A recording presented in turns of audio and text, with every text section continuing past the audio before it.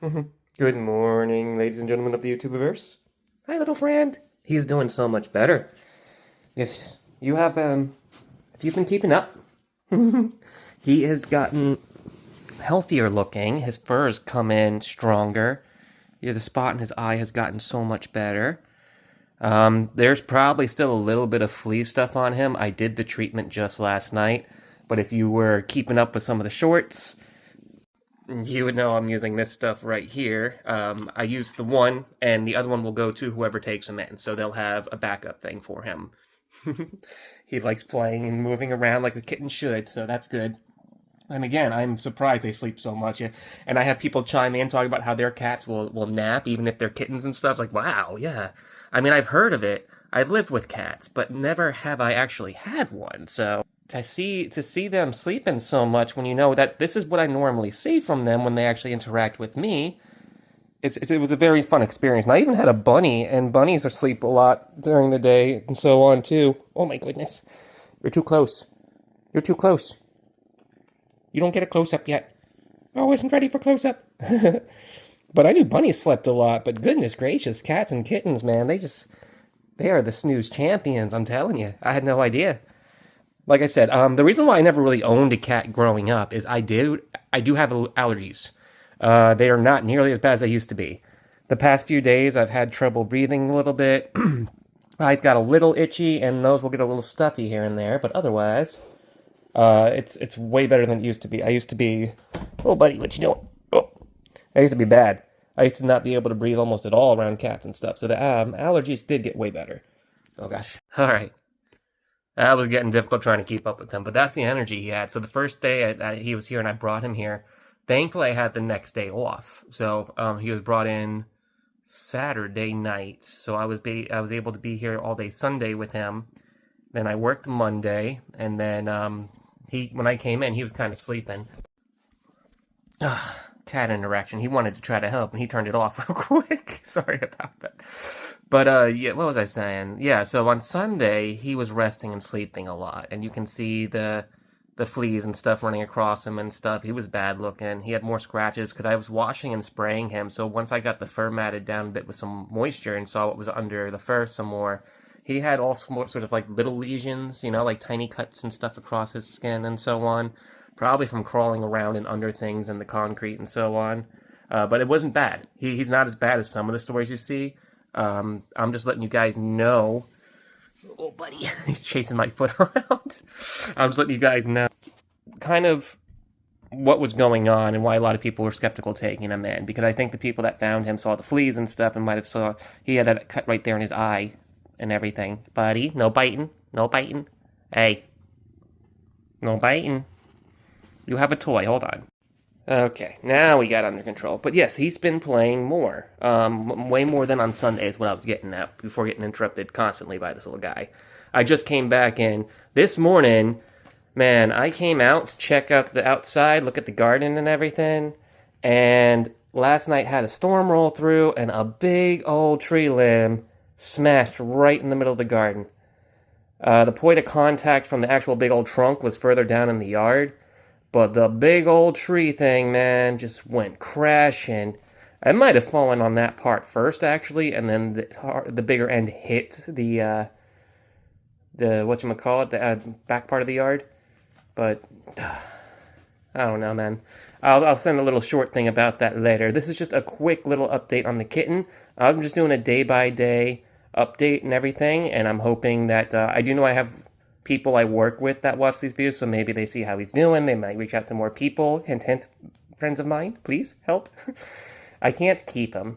I have a lot of animals here, and another cat who is very old, and her name is Dusty, and she would not approve. So, and I can't leave this guy in his room, in this room here. It's not a super big room. He needs a house. He needs to jump around. He needs things. He might be good with other cats. I don't know. I know he loves people. He's awesome with people, but he's very playful. He's a kitten. So, and he likes to jump and pounce and bite. So just be careful. But the biting's playful. The scratching on people are playful. He's just having a fun time. But for kids, if there's kids in the house, that might scare them. So He hasn't been really been given a name. I said Rigby as kind of like a pseudo name, but I have not been calling him that into his face or anything. I've been saying little buddy, kitten, stuff like that, kitty cat, all sorts of little things, little something, like little kitten, little cat. I say a lot of that kind of thing to him, and I mix it up. So once he does find a home and they do name him, he will have, Putty, he will have his proper name memorized. But you can see just the energy, the calmness, and, well, not the calmness. I mean, this isn't calm, but he's calm in this environment with people, uses the litter box like a champ, you know, and he drinks and eats his foods and waters and everything, man. He's actually doing so good, and he's not hard to deal with. He just has high energy because kittens, they have high energy, and that's what kittens do. So, other than that, he's a really good cat, and when he is ready to settle, he settles. Like last night, I was laying out right here. You can see I keep adding more and more blankets because, man, that hardwood floor, you can feel it between just a couple blankets. But I've been sticking around with him and keeping him used to people. Because at this point, the way he was picked up, he was already so used to people that I really doubt that he was born feral. I think a house, if anyone thinks otherwise and could input on this, please do. I have worked with felines some, but like I said in a comment or maybe even in a short before, I only really have been living with cats for about 8 years. And I've not really worked with them the way I've worked with other animals, like lived with them. I've only had temporary experiences with them through Carolina Paws or, when someone needed help with a cat or something real quick. It was all very temporary things. But, living around a cat and chilling with a cat, that kind of deal, you really get an idea for the personality and stuff. So I'm glad for the experience. But again, I am not keeping him. I have too many animals and other things. I feel so bad for Scabbers. We would need to get him a good home, and he really is something. I don't even think he's going to be good as an outdoor cat, maybe when he gets older, but man, just it'd be better to keep him in a house. He'd be a good house cat for anybody because the way he just sits on laps, purrs, and just rests out.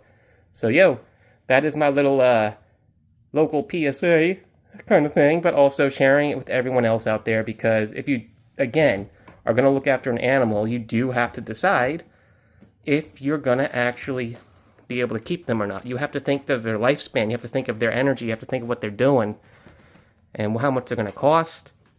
Everything, which is why I'm giving him a starter pack. Like all the stuff that he has, even this toy, will go with him to whatever house. But, I cannot, especially a kitten, and especially where I'm not knowing where I'm going to be in the next year or two. So I'd like to be here, but, we'll have to see how things roll. And that's really just how it is. But until I figure all that out, I can't be taking in things like cats or dogs, lizards and things, a couple things here and there. Is fine, and I'm at my max right now. Once I get things figured out, once things are settled, I'll know what to do and what I can actually work with. But with my tanks and everything, man, it's just, I gotta take it one step at a time.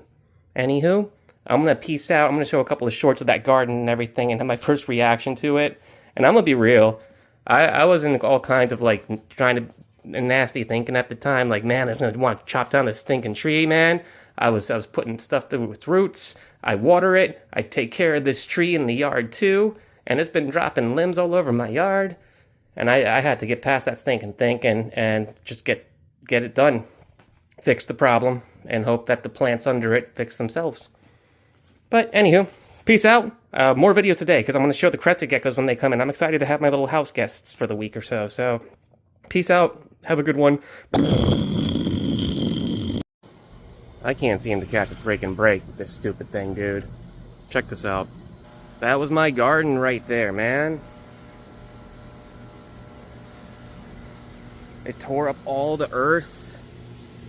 Broke the biggest of my plants that were about to bloom. Come on, dude. Last year around this time, my stuff got mowed over because I didn't have a barrier over it. I kind of just want a break from all this craziness. I want to be able to grow my garden in peace, dude. This is stupid. Alright, that's now clear. Plants are a little tore up, that they weren't uprooted, so they might bounce back. Just this example, what to do when something gets wrong. If it's fixable, get it Now, if you excuse me, I'm going to go get my coffee, get ready, and I have to take a second shower. All I did was take care of the animals this morning. This happened, I noticed it's like at 7 a.m. in the morning. So, yeah, let's actually start a regular day now.